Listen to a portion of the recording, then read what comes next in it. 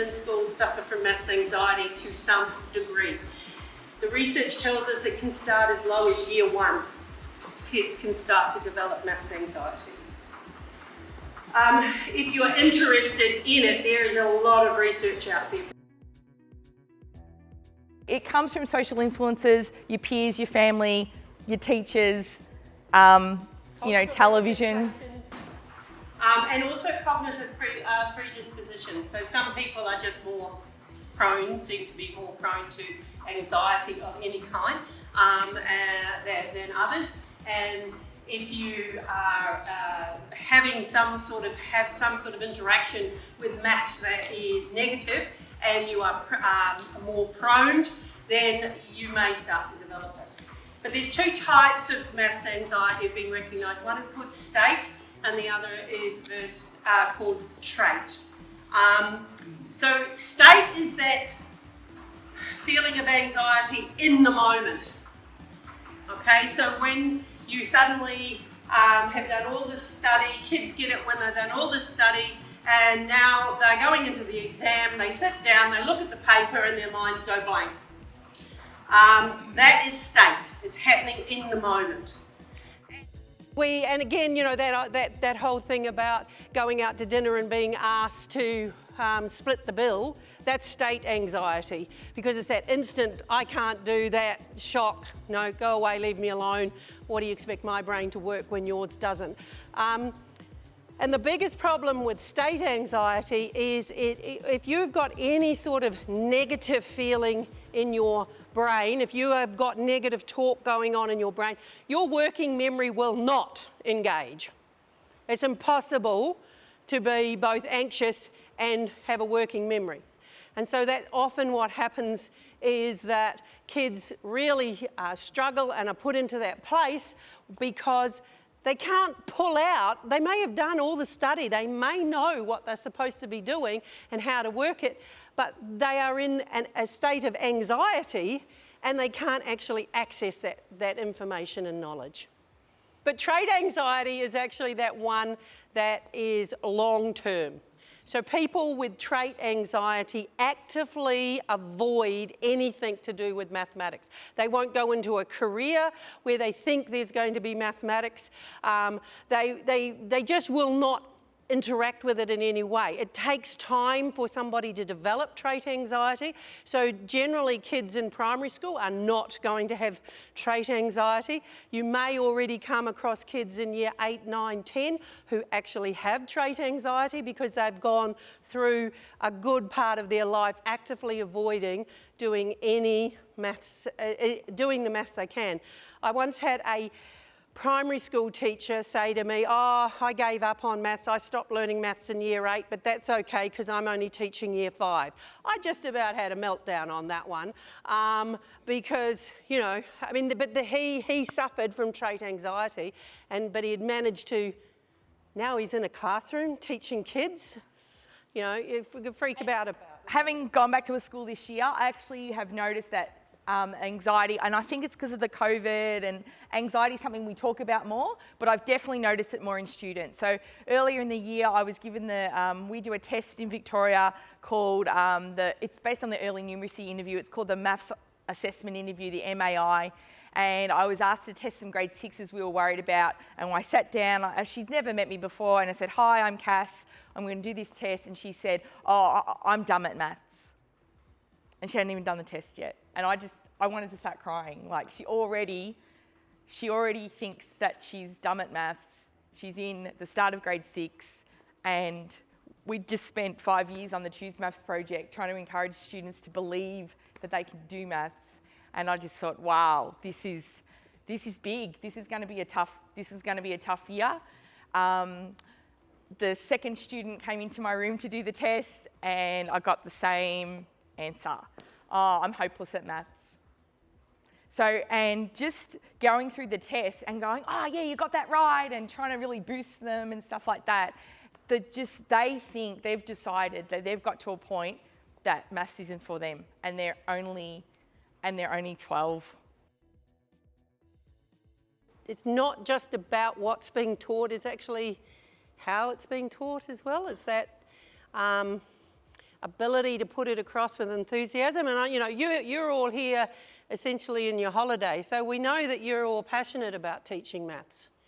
But unfortunately, there's a lot of people out there who are in a role of teaching mathematics who are doing it because they have to, not because they have any real connection with it. This quote spoke to me as well because as a primary school teacher, when we meet the parents, so many people, and we've all had this, when you say, they find out that you're a maths teacher, oh, I hated maths at school, right? It's the first thing you hear, I hated maths at school.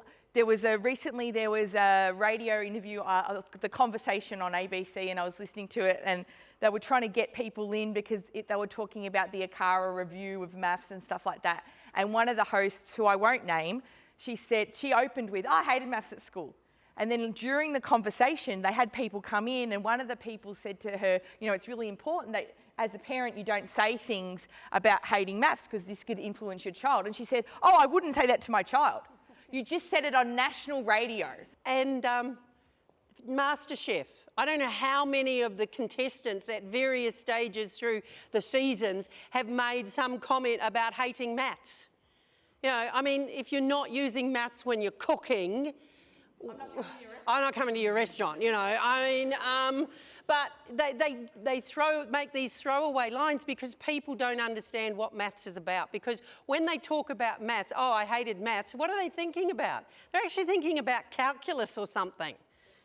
It's not about the everyday maths that we all use.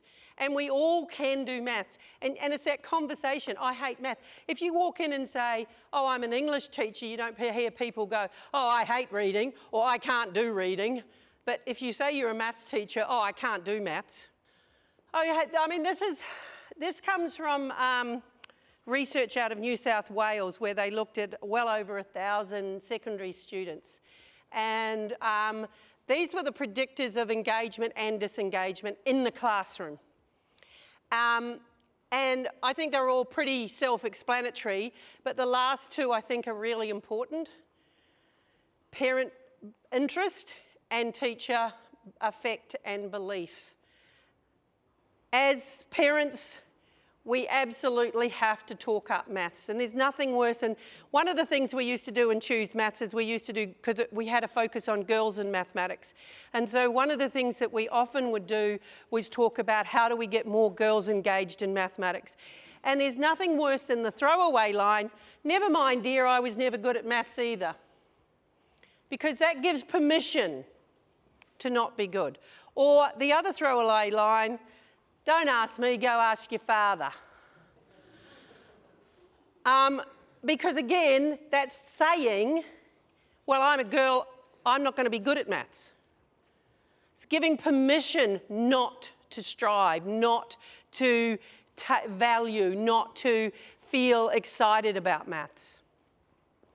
And then the next slide talks about the added things for disengagement. So maths anxiety, perceived classroom disengagement. So this is when students sort of believe that, it's collectively they sort of think that it's not cool. Unfortunately, I have a student in my grade 4 class at the moment who just decides to tell everyone how much he hates maths. Unfortunately, we're an open plan school, so all 58 students get to hear that every day. So it's not cool to do maths, so we're sort of bucking against the trend that I have to try and say, well, maths is cool, maths is this. Maths is this thing that we can all be proud of doing. And, but there's this perception in the class that no, it's not cool, because one of the students says it's not cool, and he's one of the cool students. And also you get the television, tweenies, damn shows where it's never the cool person is never a maths person. Never a maths person. The nerds, the ones with the glasses and the odd ones are always the maths ones, not the cool ones, not the mean girls aren't in maths. So there's a lot of stuff we have to change, but we also need to make maths cool or accepted in school. Make it something that's exciting to be part of. And kids want to be. I want to be part of the maths club. I want to be part of the maths group.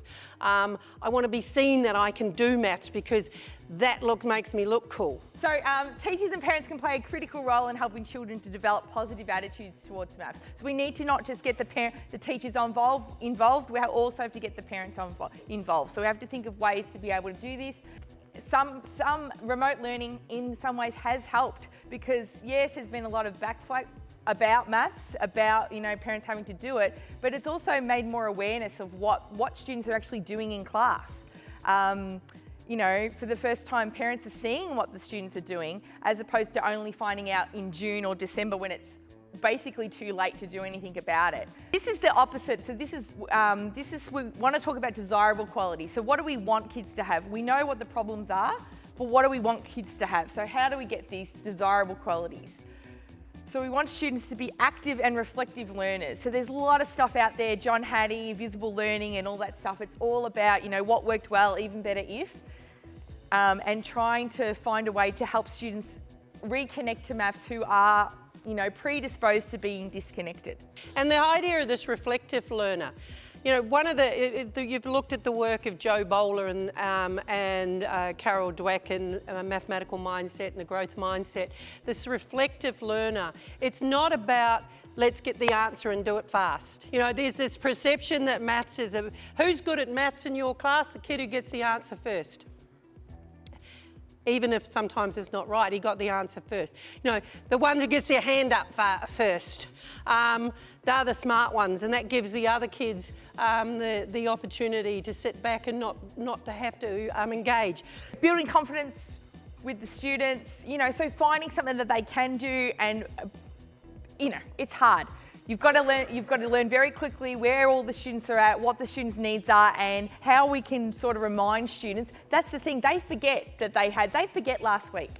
They don't remember that. They don't remember the lesson that they did the other day, and they need the support. Maths, unfortunately, is still seen as something that happens in silos. The connections between maths isn't clear to students. We need to help students make those connections. We need to help, as leaders, we need to help teachers make those connections between topics, because unfortunately the curriculum is, it's vertical. It's written like that. It's not written in some sort of matrix where all the things are made connected. And for some teachers, they don't see the connection between something we're doing in number and some activity we're going to do in data. They're in totally different places along the curriculum. So we need to start making it connected. Maybe we should tell Akara that. Okay, anyway. All right, grit's another thing. It's big. It's a big, Angela Duckworth talks all about grit in her TED Talks and books. It's, persistence. It's about moving beyond it's not just growth mindset. It's about, accepting mistakes and actually not being put off by a mistake. So one thing in my classroom is am I going to out myself as a Victorian? We don't use rubbers, or do you call them erasers? Right, so there's no rubbers in my classroom, that's it, they're gone, right? Controversially, I let the kids use pen. No grey lead. If you make a mistake, you cross it out, you move on. So many times kids cross out their work and it was right, like they were on the right track, they were having the right ideas. As a classroom teacher, I've got the whiteboard. It's easy for me to rub it off, so I don't use the whiteboard. I use butcher paper. I write on the butcher paper. If I make a mistake, I cross it out. And just to show the kids that it's okay to make mistakes. It's easy for me as a teacher to rub it out. But it's just encouraging them this idea that, if you make a mistake, that's okay, cross it out, move on, right? So you've got to show, you've got to model that as a classroom teacher, not it has to be perfect. It's this idea that we can make a mistake, we can do it again. We use a program called Seesaw, and Seesaw, when the kids post their work, they have the option that you can send their work back to them.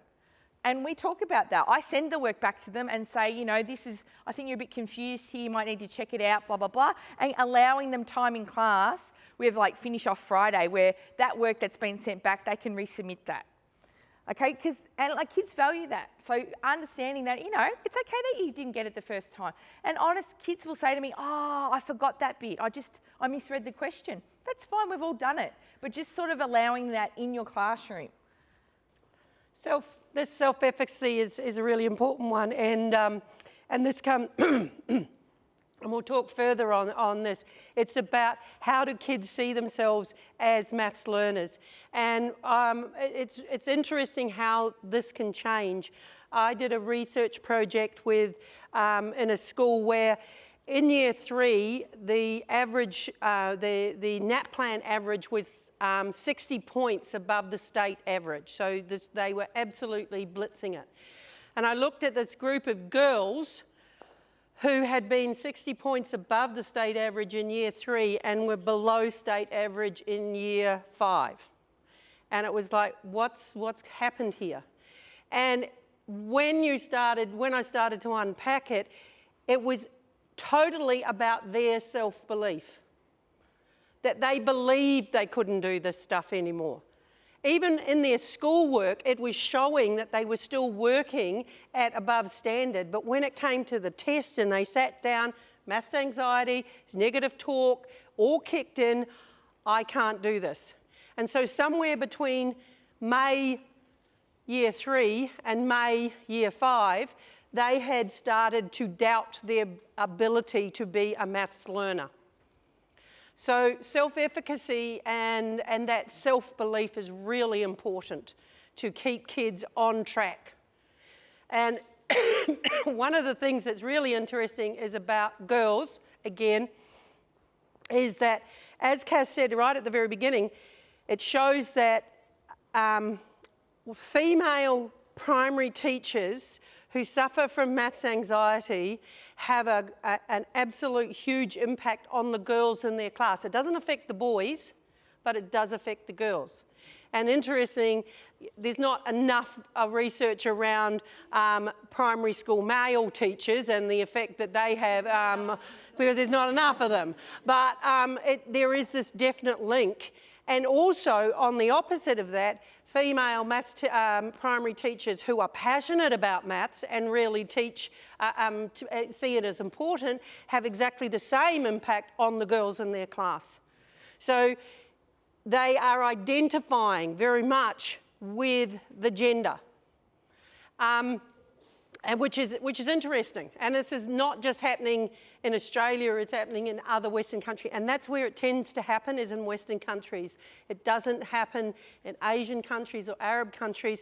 Maths, for a lot of women in those countries, is seen as a way out of poverty and a way into a good career. Self we hate. We hate that we don't know it. So when you talk to kids, the fear of getting it wrong is what they hate. They don't hate the activity, you know. It's the fear of not getting it right. That's what they hate. They don't want to be the one who doesn't know it. They, you know, there's still a perception that it's all about the answer and it's not about the process, but that's still how it's seen, it's still how it's taught. So we need to find a way to support students through that. Okay, identity. I want to talk about identity. This is really important because identity is not only about how we see ourselves, it's about how others define us. So we define ourselves and others define us. So I guess I went to Murga a couple of years ago and we were talking, one of the presenters was talking about being a mathematician, and she defined people who were mathematicians were people who had a PhD in maths. So I put my hand up. Excuse me. I said, I identify as a mathematician. I do not have a PhD in mathematics. I happen to have a degree, an undergraduate degree in mathematics, but people with a PhD go, undergraduate, doesn't mean a lot. And I said, I say to all my students, we are good mathematicians. We are all good mathematicians. I sell that to my students and I believe it and I want them to believe it as well. We have posters in the classroom. We talk about what good mathematicians do because I'm trying to change how they identify with themselves and how they identify as someone who does maths. So it's this whole, there's been a lot recently about scientists and, you know, scientists wear white coat and labs and glasses, and there's been a bit of a shift with that. But still, mathematicians are seen as this other group of people. And I'm trying to say, no, I identify as a mathematician. We're all good mathematicians. this is important, our perception of experiences as well as our aspirations. So, and I'm not just talking about mathematics here, I'm talking about our identity, who we are and how we see ourselves in general. So we have to have this perception of our experiences with others, and you'll notice all through this identity isn't built by yourself. It's built alongside others. Relationships with others, extending and the past and stretching into the future. So it's really important. One of the problems that often happens in maths classes is kids work away in their own little silo by themselves. Maths is a human construct. It was discovered through discussion and argument and justification and reasoning.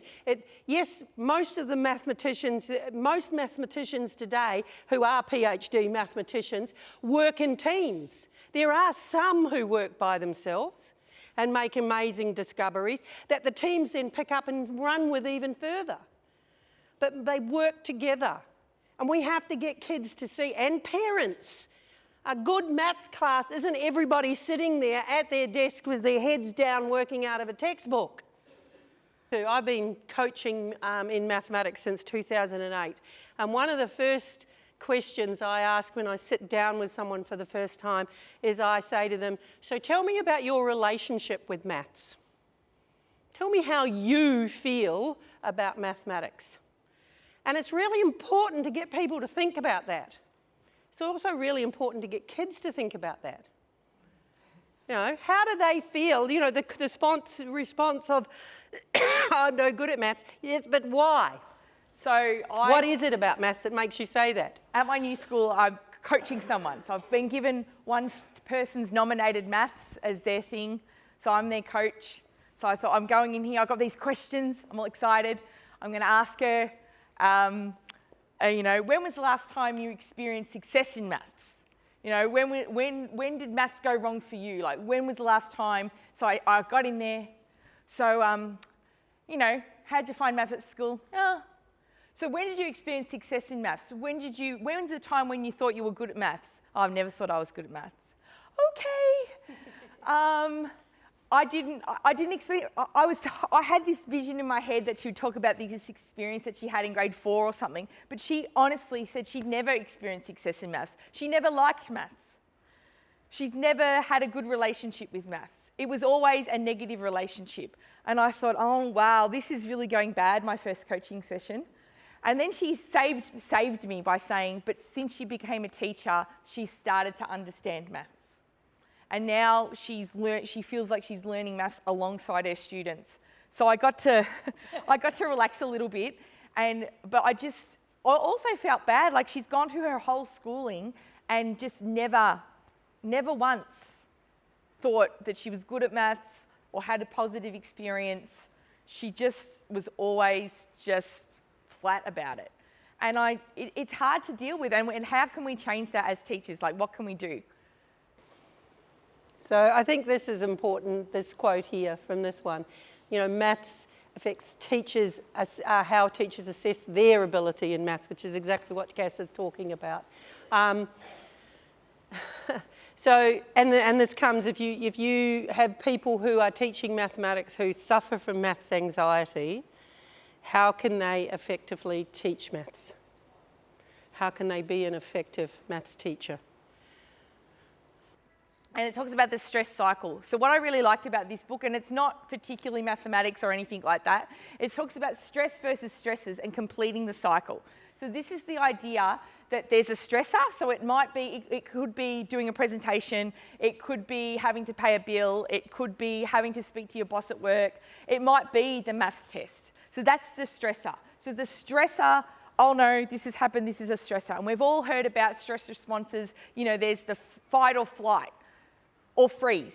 Fight, flight, or freeze. Now, in a classroom, kids might try to fight, but they can't flee. So often what happens is they freeze.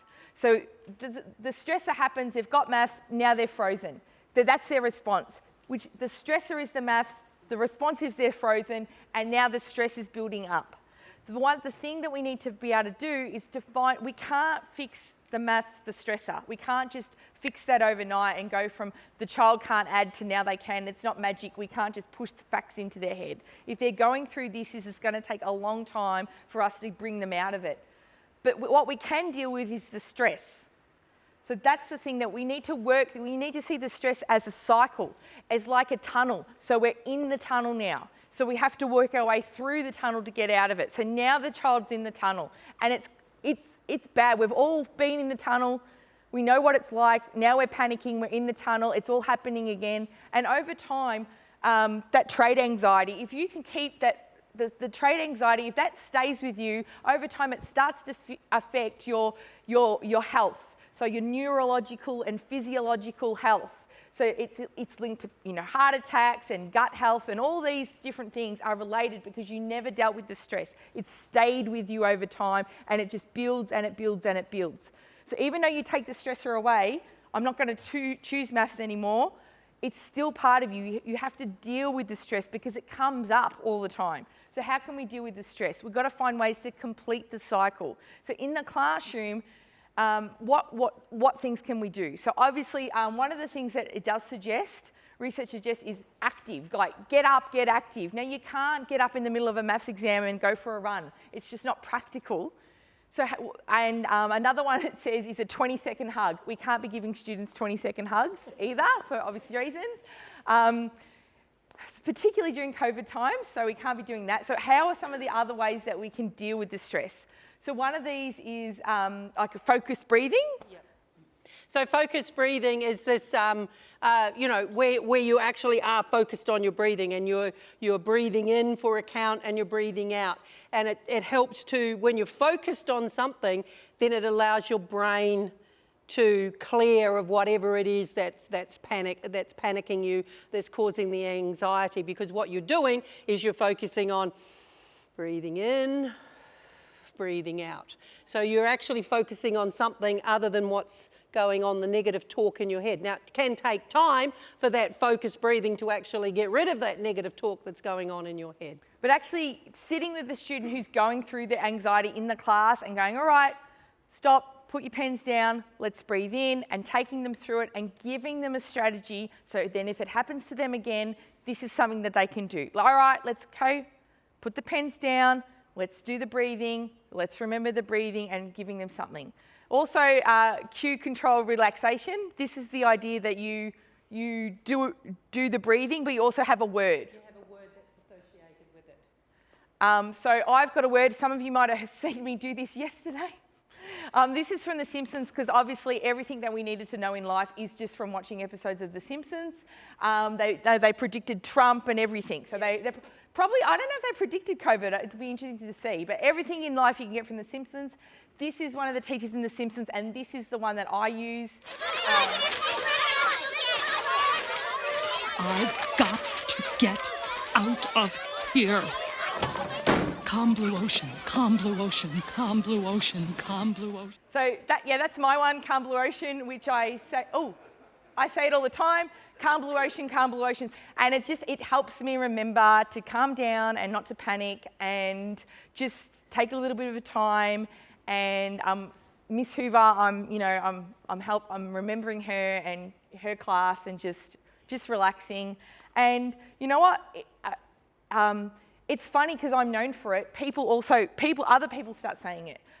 Oh my God, I totally had to do a calm blue ocean cast today. I had to calm blue ocean, right? So it's something that's good.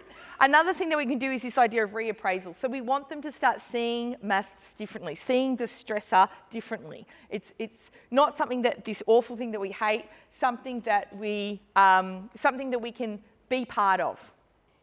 Yeah, so we've got to change the view. So sometimes it's about a challenge rather than a threat. So how do you take, if you're seeing maths as being a threat, something that you're scared of, how do you, and this can work particularly well with boys, is turning it into a challenge of some kind. And seeing it, reappraising it as a challenge rather than a threat. And that change is also very important physiologically and psychologically. But physiologically, getting up, this idea of getting up and moving and changing position and then coming back is another one. I also, and you know, they say about, oh, we shouldn't do competitions and stuff like that against students because it makes people feel bad. You know what? Beat the teacher. They love a bit of beat the teacher. And luckily, I've got enough anxiety that I forget times table facts, so I often will not win. I don't think that's the answer, Cass. And I'm like, oh, okay, I got it wrong, that's fine. So, but it's exciting to beat the teacher. So a bit of a competition against me always sort of gets the students going.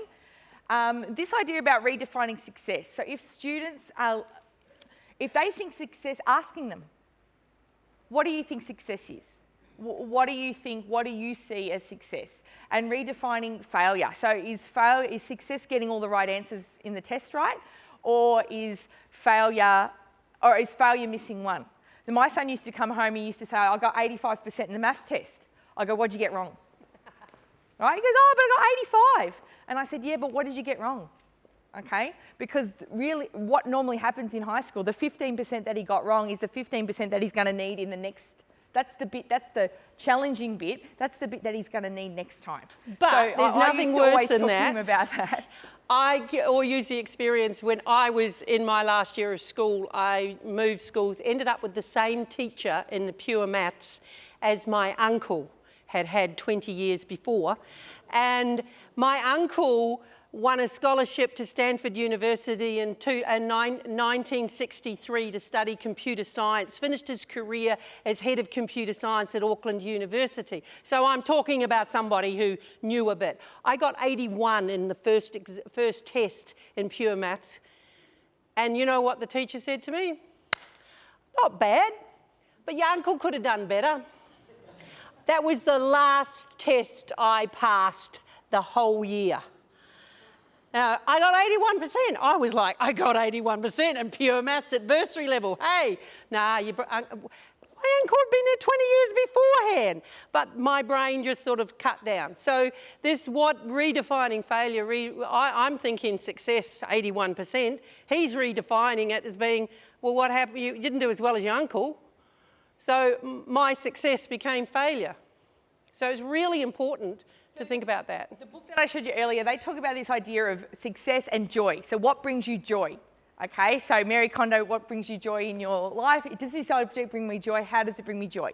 So I read it in the book and I thought, you know, I'll try it out. So I'm at a Catholic school now, and our school motto is sing out to joy for all the earth, right?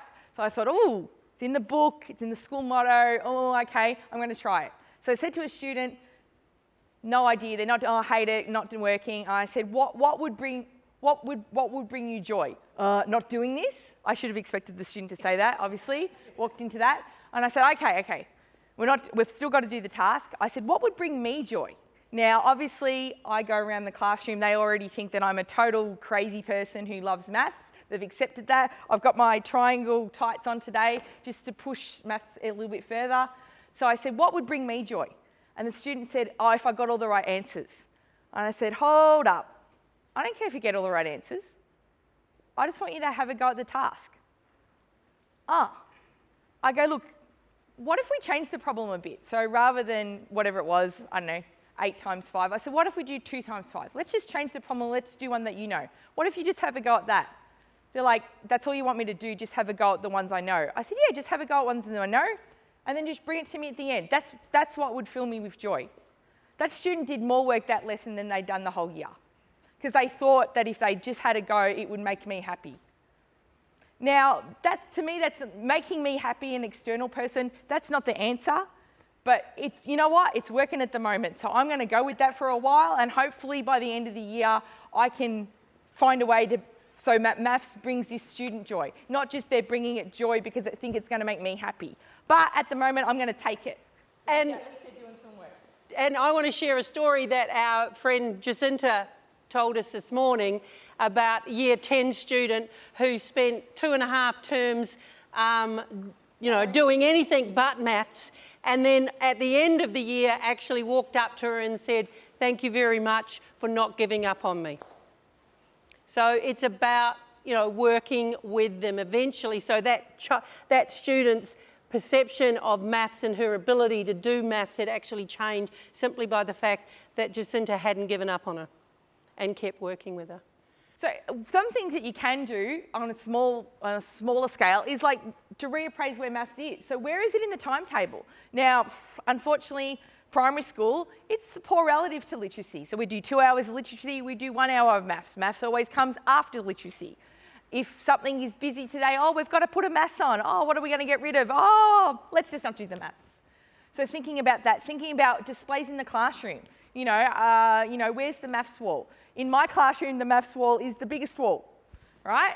Just to change the perception. Awards given to student. Are student getting student of the week because I got the highest mark in the test, or is the student getting student of the week or whatever the award is because they made, they had the most strategies or they made an effort in class? So what are you giving your awards to? You're giving it just to the brightest and smartest and quickest? Also the language used in the classroom.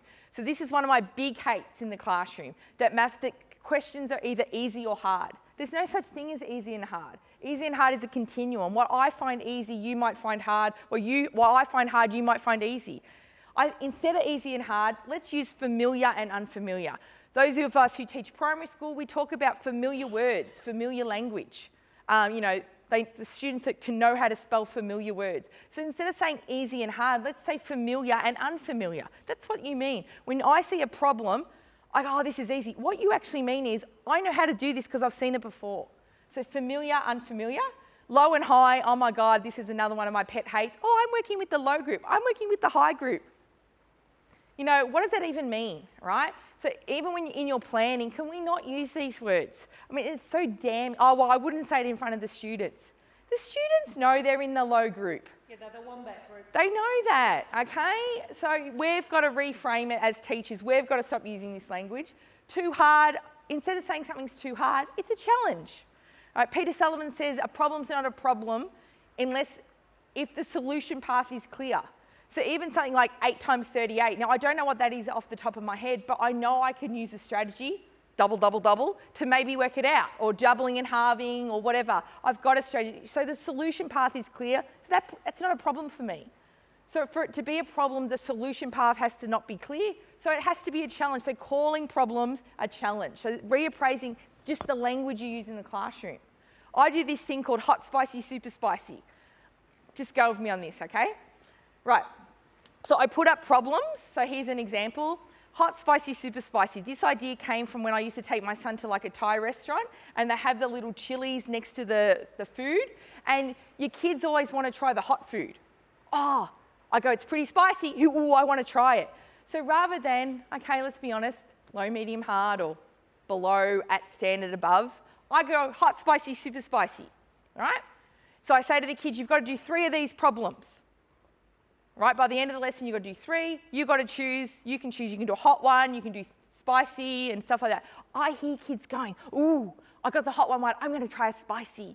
Or I'm going to do a super spicy. Hot, spicy, super spicy, I can tell you now it works. Hot, spicy, super spicy, they love it. Do not change it to mild. It doesn't work. It's got to be hot, spicy, super spicy, because no one really knows what those words mean. Okay? And it's the whole idea that you can try super spicy. One of my schools actually have a ghost chili, which is an open-ended task. So after they do the super spicy, they can do ghost chili.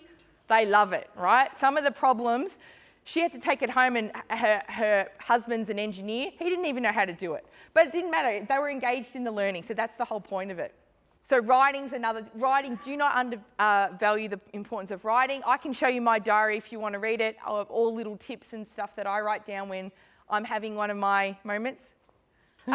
So expressive writing, this one is suggested in particularly for state anxiety with exams. So, a lot of kids, when they've studied, they've done lots of study, and then they come to the exam and their brain is going in the negative talk, or is just anxiety is kicking in, and they are actually unable to engage their working brain.